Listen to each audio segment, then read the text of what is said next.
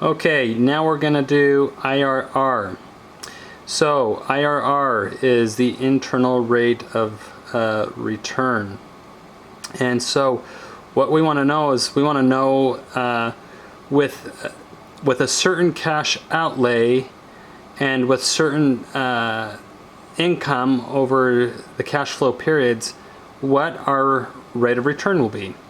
So let's go ahead and use this example. So say for example we have a rental property that we buy for it's a fourplex for $850,000. Let's hit clear. Okay, we're one payment per year, $850,000. Now we need to make sure that for our first cash flow we are hitting negative. Okay, so negative, and then you see the CFJ right there, CFJ right there, kind of blurry, there we go, CFJ. You hit that and that's your first cash flow. But let's say that on each of our units in a year we are making let's say $8,000, so 8,000 times 4, we are dealing with $34,000 a year, and we're going to hold these for 10 years. So what we're going to do is we're going to go $34,000 and we're going to hit cash flow. So now you see cash flow 1. Then if you really wanted to, you could go through and do 34,000 10 times. But there's a little trick. So this is what we're going to do.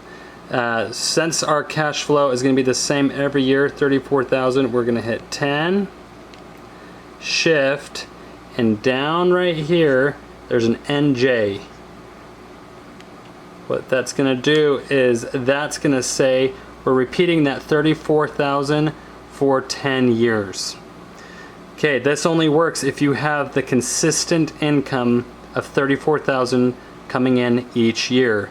If it's not this consistent, then you're going to want to put in the cash flows that differ each year independently.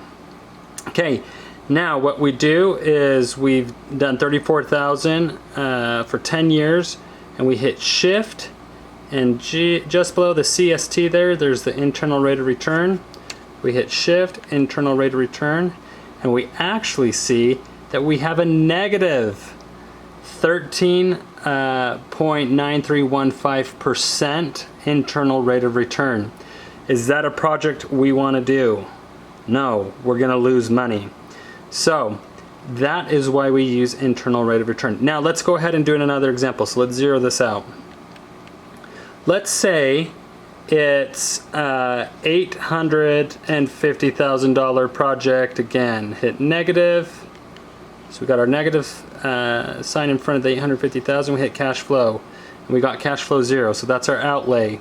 Let's say that instead of making $34,000 a year for 10 years, we are going to double that. Let's say that we're at $68,000 a year.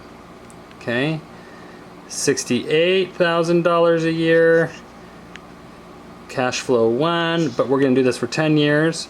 So 10, shift, NJ, makes it so that 64 is happening every year for 10 years, and then we're going to hit shift, internal rate of return. Now we're still negative 3.86%. We've even doubled it, and we're still not getting a good return. Okay, now let's do this again, but this time we're going to go up to, let's say, $120,000 a year in cash flow. Okay, so let's hit clear. Let's hit shift clear, because we're going to clear all. We have 1 year, 1 period per year.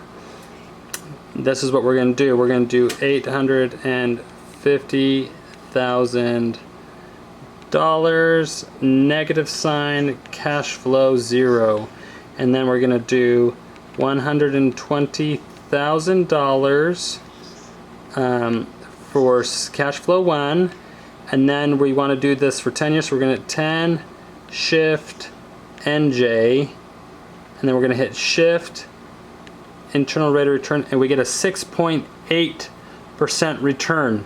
Now, projects like this carry some risk.